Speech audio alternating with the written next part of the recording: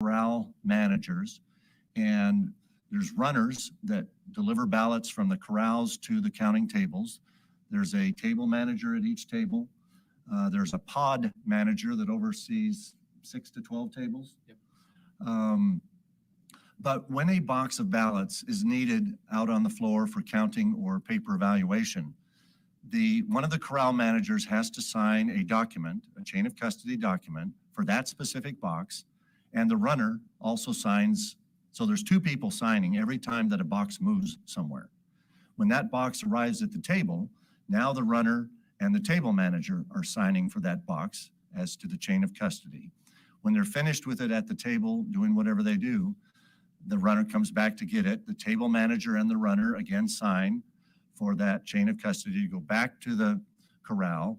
And when the runner goes back to the corral, again, it's 2 people, the corral manager and the runner, signing that that box is now back in the corral. So there's potentially 8 different people. Well, the table manager is probably the same person. So, but there's 8 different signatures for a box to move from the corral to the table and back. Is that correct? That sounds right. Great. Thank you. Senator Peters. Thank you, Madam President. Got a few questions for Mr. Cotton. I want to, we asked you about your qualifications earlier, but I just had a couple of extra questions on your professional background I want to ask because I thought this was important for your qualifications. Have you been admitted as an expert witness in legal proceedings with respect to your computer forensics? I have. Have you testified before the U.S. Congress with respect to the Office of Personal Management breach of 2015? I have. I believe it was on 3 separate occasions. I want to go to the passwords, and I want to ask you some questions about that. What level of passwords and access did the county provide you to the Dominion tabulators? So the county initially provided us a security key and poll worker access to the systems. Now with the poll level access, you can open a tabulator, you can open an election, and you can close an election. The challenge there is that what my purview is to actually determine the configuration of that tabulator. We know, for example, that there are 2, what they call... And what do you need to get the... That requires a separate access at either the administrator or the technician level. Yeah. And we know, for example, that there are 2 RJ45 network connectors on these tabulators. We don't know what those configurations are. We don't know if there is a card internal to the system that might be a Verizon wireless card. We know those tabulators of that model certainly have that capability, but we don't know what the configuration is for the Maricopa County tabulators. Okay. Who controls, possesses, or has access to the administrative and technician passwords for the tabulators that you need to look at these configurations? So in the course of communications with the county officials, it was disclosed to us that the Maricopa County officials apparently do not have access at the administrative or technician level for their own tabulating systems. That level of access and those credentials are maintained in the sole possession of 2 Dominion employees that are apparently full-time contractors within the Maricopa County infrastructure. So in a practical sense, what are the implications of that only Dominion employees have access to the admin portion and the county does not? Well, from a cybersecurity standpoint, once again, there's a difference between what is being said in public statements and representations with what the county can actually validate or verify is there on the tabulating systems. So, for example, we have a report from Pro V&V that the tabulators did not touch the internet. Okay. The county, however, cannot validate or verify that there were or were not Verizon wireless cards inside of those tabulators, which would have by definition touched the internet. So, the biggest challenge there is, one, it doesn't appear that they have control of their own equipment when it comes to configuring and preparing for an election. And two, they can't validate that their own policies and procedures are being carried out without the ability to validate the configurations of the systems. I want to talk to you or ask you about the deleted database. And we're trying to, again, the president sent a letter with questions, there's a response, and we're trying to, there's lots of gaps and holes and really just misinformation on the responses. So I'm trying to get to the bottom of some of these things. The deleted database directory, in the course of your analysis of the EMS server, did you determine that the D database directory had been deleted? I did, and if I could add a little bit of color behind that. So we follow a very strict forensics acquisition process in which we don't turn on a system if it's delivered to us in a powered off state. We remove the hard drives, we perform forensics imaging with write blocks to prevent any changes to those hard drives, and we produce a bit for bit forensics copy of that particular drive. In the case of the EMS server, there were actually 6 drives. 2 of those drives were for the operating system, and they were in what we call a mirror configuration. So if something was changed anywhere on the operating system drive, that would automatically be reflected on both drives. The other 4 drives were data drives, and it turns out that they were in an RAID configuration known as 1+0. So in other words, you have a volume that is not only mirrored, but it's also data redundancy and striped across both drives as well. Obviously, if I don't turn on a system, I don't have access to the RAID parameters, and the county did not provide those to us. So I had to do a discovery process to determine what that RAID configuration was. Part of that process is a scan across those drives to detect partitions of data and to also detect what we call a master file table. So a master file table, very simply put, is a record of all of the directories and the files that are contained in that partition, and a pointing and a pointer to where that data resides on the hard drive. In the course of performing that MFT discovery, I discovered a MFT that clearly indicated that the database directory was deleted from that server. So all of this, however, may be a moot point because subsequently I've been able to recover all of those deleted files and I have access to that data. So with that being said, do you still need to get that database from the county, or did that rebuilding or recovery that you did, does that have the information you currently need for that database? I have the information I need from the recovery efforts of the data. Okay. Well, I think that's some good news, Madam President. Yes. I want to talk about, there were some things that have been brought up. We heard something early on, very early into the audit, something about blue pins. And Mr. Bennett, can you kind of tell us what happened with the blue pin situation? Did that create any kind of a risk to the audit? Oh, I wasn't on the floor. I'd okay, defer so to Mr. Logan. Yeah, if you could kind of tell us what. Yeah, so we had an observer very early on the first day, before any ballots were on the floor, noticed that we had blue pens out on the tables to be used as part of the count-in process. And that was a mistake, and it was an error. And as soon as that person pointed it out, we immediately got those pens off of the floor. All of them were off the floor before there were any ballots out being counted. It was all done within about 5-6 minutes of being told. So we had an observer who identified a problem, and we immediately rectified the situation. Okay.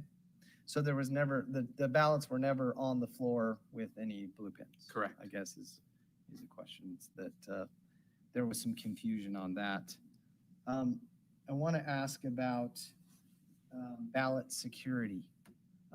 There was, early on, some question about ballot security. Tell me about how the ballots have been protected and secured through this whole process. And I don't know if that's a Ken question or a Doug Sure. question. Okay. Go ahead.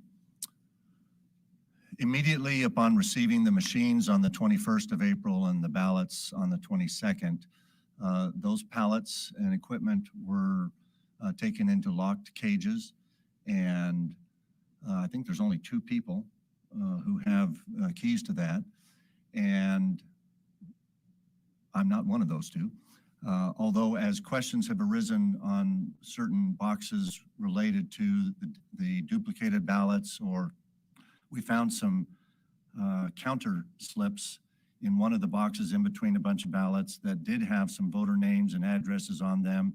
And for reasons of security, I was called and we took those out of the ballot box and created a new box. So we now have 1,682 boxes so that we have secured those.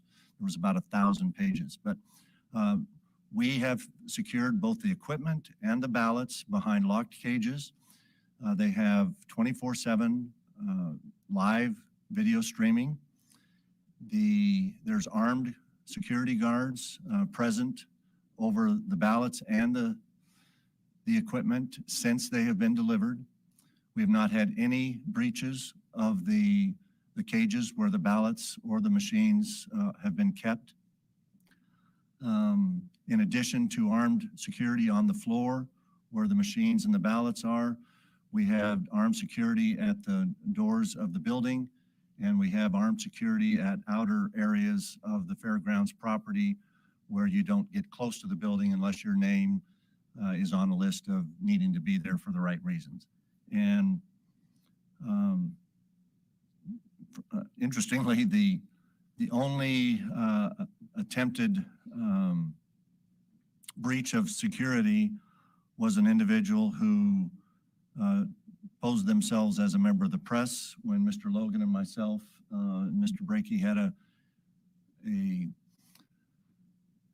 briefing on the floor showing how ballots would go around the counting tables and things like that. And an individual, Ryan Macias, presented himself as a member of the press, but when he couldn't produce press credentials, he was denied access. He later, on a different day, tried to present himself as a member of the press at one of the outer security points.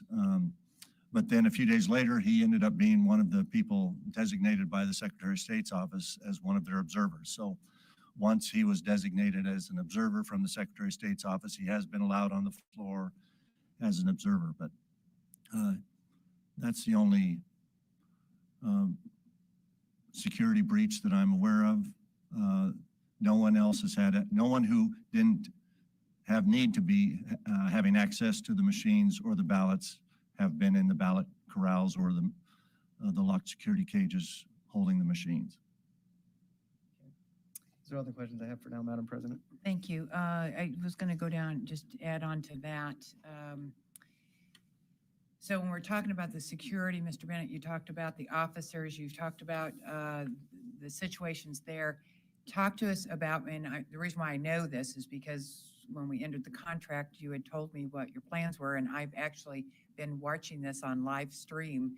Can you please explain the security as to the filming and the live streaming and everything else there, as to what is being, how is that being watched, when is it, who's it being watched by, and for what purposes are we doing the different levels of filming and live streaming? Sure. So the entire room where the counting takes place and the entire area where the forensics data acquisition took place are all covered and live streamed 24/7. Those are being viewed, as far as we know, across the world by thousands of individuals. We get reports at times of things that people are seeing. That most of are suspicious situations that when we look at the end of it, there was actually no problem. It was all intended. In addition to the live streaming, cameras that we have. We also have what I call our accountability cameras, where over every single counting table, we have a camera that aims straight down at the table to see who's there, to see what's going on at the table. And we have one that catches the ballot as it goes around. So that if our process, because we have 3 individuals are counting at one time, it's would be impossible for one individual to try to change any of the vote tallies. And by having, it would take 2 or more people in order to clue to even get any type of change in things. And the nature of the way the cameras are is there'd be a full digital trail of who that person was, what was going on, and all of that goes into our cameras. So as I think one of the best examples we have is we had an individual who we were told there was a USB that had been plugged into a computer, and people were concerned. And we got some message from someone about this, and within about 15 minutes of that occurrence happening, we were able to go to our video streams, pull up the video footage, find out exactly who it was. It was someone on our IT team that was designated by the fact they were in a black shirt, which is, we have everyone in outfits based on roles. They were doing an update on one of the computers that had to be done via USB because it's an air-gapped system, so there's no way to connect out to the outside network. So within about 35 minutes of it being identified, we were able to hone in on who it was and confirm that, in fact, it was an expected person doing their job duties. Okay, let's ask a question about, obviously at the beginning, I explained why we're 6 months down the road from when the election first happened, and you've explained why your audit is different than the other ones. We had expected, which was out there in the media, we had expected that, and according to our contract, to be honest with you, that this would be done before the Coliseum needed it again. I know that some of the delays have been because of outside forces and everything we described, but can you give us some more insight about, where you're at now? Why have we not gotten a little bit further? And where do we go from here? When can we complete this? When can we button this up? And because a lot of people are wanting to know what these results are. So we're expecting to finish the counting process before the end of June. We have had a number of technical issues that we ran through over the course of everything that's required some adjustments and bringing in a whole bunch of more people to make the counting happen. We've made those adjustments. We have a great process in place, and we're expected to be well within that timeline. Anything you want to add to that? No, Madam President, I really appreciate you guys being here. Again, I wish the county would have been here because I'm sure that there were questions there's unanswered questions or maybe more explanation. I just want to, and I know you said this, Madam President, I'm not putting words in your mouth. We want to work together with them. We want to be partners, and we don't need to do any name calling. We just need communication. We need to answer questions. I think 95% of this stuff so far has just been a matter of communication. Somebody needs to know why it is the way it is. 5% of it, though, I think is stuff where, maybe the legislature needs to implement some laws to make the process more secure. And make sure that the process runs smoother. And that's really what we're, the biggest thing we're trying to accomplish here is making sure that this is a process that our citizens can trust and that they can count on. Is there anything that, I'm trying to go by all those questions that you guys gave me, which is what I passed to Maricopa County to get those answers. Did I miss anything? Are there more questions that, I know Mr. Bennett said that he was going to keep going with his list of questions to see if you could help, maybe Mr. Barrett or Mr. Jarrett, or somebody might be able to at least offer a twig of kindness and give us some answers. Well, but did we miss anything else, or is there something else that I need to ask of you or you need to ask of us? I think one thing I do want to specifically clarify, it's been brought up a number of times that this password that we need for the tabulators somehow gives access to the source code. It does not give access to the source code. Source code is what the programmer writes, which gets turned into a program. And then that program is what is actually deployed in any given system. There's some miscommunication or misunderstanding to think that this password would give access to any source code. And so hopefully that can help alleviate some concerns and get what we need in order to finish this audit. Okay, that was helpful. Mr. Bennett, Mr. Cotton, anything you want One to thing I add? would add is that should we receive those passwords for the tabulators, that for us to collect that data is probably a matter of less than 2 days that we need to continue with for our analysis. Okay, that would be very, very helpful. Okay. So not to belabor this, go on. I know this is live stream. People have things to go in their lives. So I would like to continue to get, I know we're in a hiatus this week because of the graduations that are going in. Speaking of that, can you tell me where the ballots are right now? Where's the equipment? If it's not on the floor of the Coliseum, Mr. Bennett? Yes, the machines and the ballots were loaded into locked trailers and moved to a building elsewhere on the premises of the Arizona State Fairgrounds. They are also being live streamed 24/7 by video camera. They also are being watched 24/7 by armed security, both inside and outside the building. And there may be one opportunity yet, maybe today, when we need to put some hard drives that have been being copied over the weekend back into one of the trucks, but they are under guarded security as well. And everything has been smooth as far as moving the ballots over to that other building. They're in locked trailers. The air conditioning or swamp coolers have been on, so there's no risk of physical damage from heat or otherwise to the ballots or the machines. And it was all done under observation by the Secretary of State observers. And when the building is finished with the graduations and they've had time to clean up the building, which I think will probably be Friday or Saturday of this weekend, we'll move back and be ready to go Monday. Great. Mr. Peterson? Yeah, just a closing comment, Madam, or I don't know if you're done, but closing comment for me would just be that, Madam President, this is the first forensic audit done on this scale in the history of this country. That's true. It's, I just want to commend the contractors for, in spite of the intense opposition and intense efforts to shut this down, not only do we have 24-hour security, we have 24-hour efforts to shut down the audit.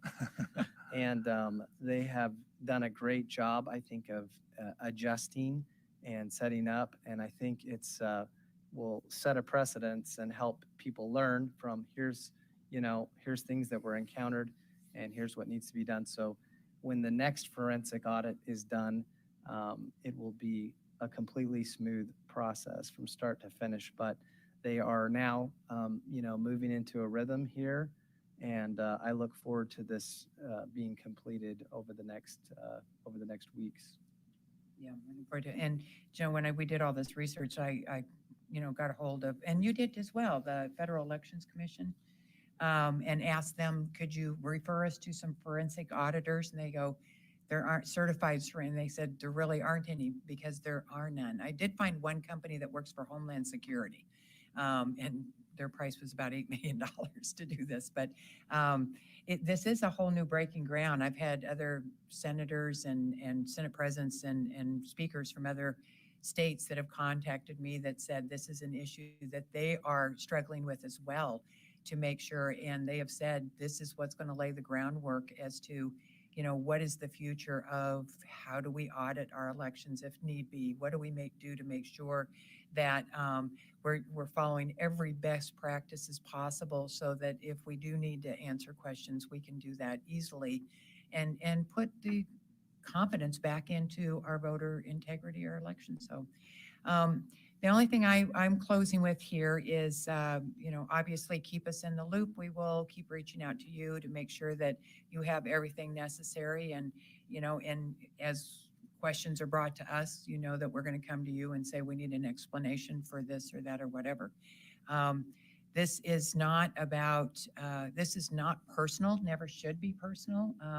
I'm so disappointed and saddened that the Board of Supervisors yesterday, some of the hurtful comments that were made, which is sad. These guys have been my friends for some of them 20 years. This is not personal. This is about our jobs as elected officials. It is our jobs that we have to answer to our constituents, to the voters, to the taxpayers. There was something that was said that was very hurtful about how the Senate is wasting taxpayer monies on this. First of all, I don't think that there's ever any waste of money if we are ensuring that our elections are good, our police forces are good, departments are being run efficiently. That's part of government. This is what accountability is all about.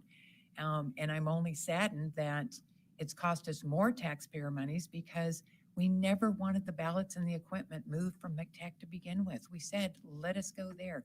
Let us do this together. And instead, we have had to spend so much of taxpayer monies now of having to actually rent the Coliseum out, set up all the security system that you explained to us and the cost of that and all the security officers we've had to hire. It just, it's a sad that we've had to spend all that extra money when we could have done it for much less had we just worked together as a team. But I am hopeful that maybe from here on out, they will want to be a part of this and help us make sure that all elections in Arizona are done right, done correctly, and we look forward to working with them. So if there is nothing else, I will adjourn this meeting. Thank you.